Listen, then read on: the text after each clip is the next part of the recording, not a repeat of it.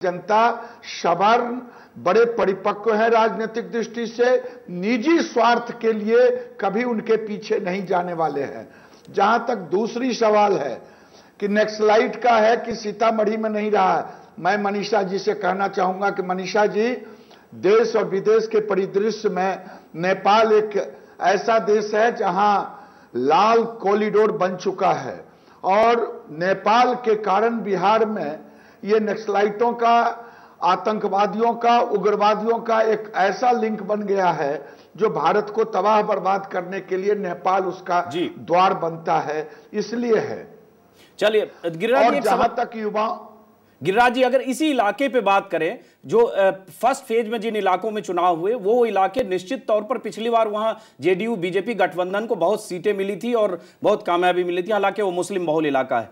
ये इलाका भी इस बार जहां वोटिंग हो रही है, यहां पिछली बार आरजेडी का गढ़ था। पिछली बार 19 सीटें 56 में जितनी सीटें हैं आरजेडी को 56 सीटें, उसमें से 19 या 20 सीटें इसी इलाके से आरजेडी को मिली हैं। एक तरह से आरजेडी का गढ़ है। लालू यादव का वोट बैंक इस इलाके में बहुत कंसोलिडेट करता रहा है। अब सवाल उठता है, जो मनीषा जी ने कहा, क्या विकास की किरण उन तक पहुंची और आपको लगता है कि आप अपनी सीटें इस इलाके में बढ़ाएंगे या आरजेडी का दबदबा फिर से कायम रहेगा? क्योंकि एक बात जब विकास की आती है तो शहरी विकास की बात आती है, ग्रामीण विकास की नहीं आती है, और गांवों में आज भी लोग कहीं ना कहीं नाराज दिख रहे हैं।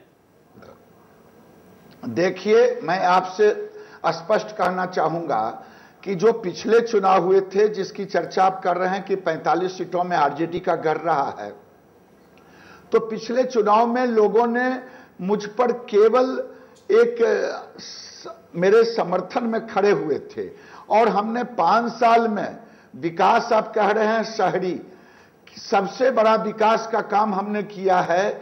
समाज को भयमुक्त बनाया हो, चाहे वो गरीब हो, चाहे अमीर हो, चाहे सवर्ण हो, चाहे दलित हो, चाहे हिंदू हो, चाहे मुसलमान हो।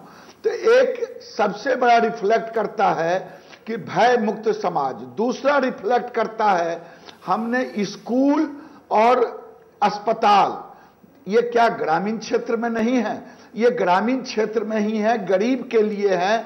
जहां गरीब के बेटे अस्पताल में, सरकारी अस्पताल में जाते हैं, नीतीश कुमार, लालू यादव, गिरिराज सिंह और सुशील मोदी के बेटे अस्पताल पर भरोसा कम करते हैं, नर्सिंग होम पर भरोसा ज्यादा करते हैं।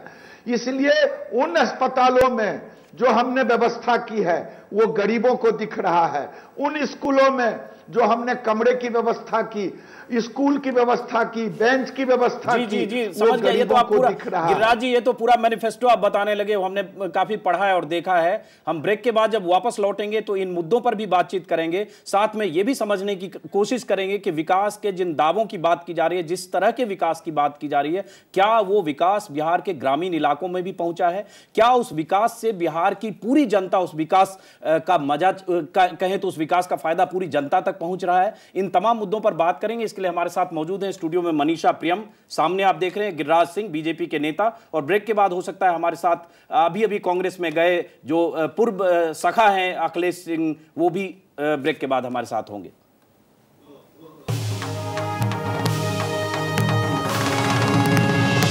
हर सिग्नल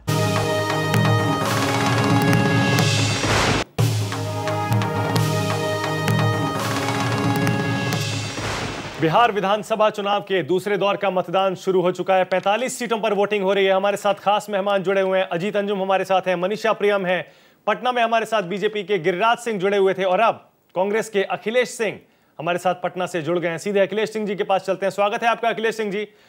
कहा जा रहा है बिहार का ये चुनाव बीजेपी जेडीयू और आरजेडी एलजेपी के बीच की लड़ाई है। कांग्रेस इसमें कहां है पूरे में?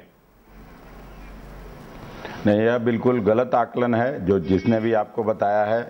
कांग्रेस के प्रति युवाओं में, अल्पसंख्यक बिरादरी में, गरीब तबके में भारी उत्साह है। जहां कहीं भी कांग्रेस पार्टी के बड़े नेता जा रहे हैं, वहां सबसे ज़्यादा भीड़ आ रही है।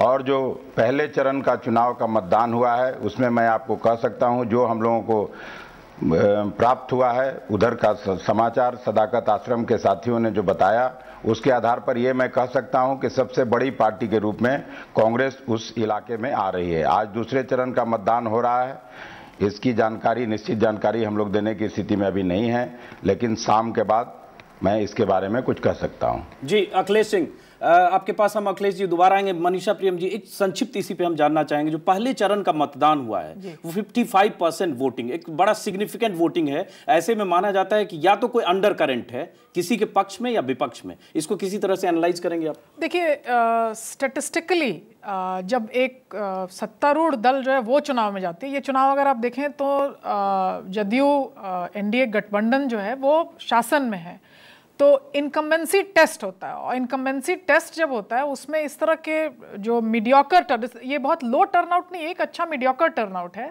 ये सत्तारूढ़ दल के पक्ष में जाता दिखाई प्रतीत होता है। और दूसरी बात है कि इस इलाके को अगर देखा जाए अंजुम साहब, तो आप ये मानेंगे कि ये इलाका बहुत ही हाशिए पर का और सीमांत इलाका है।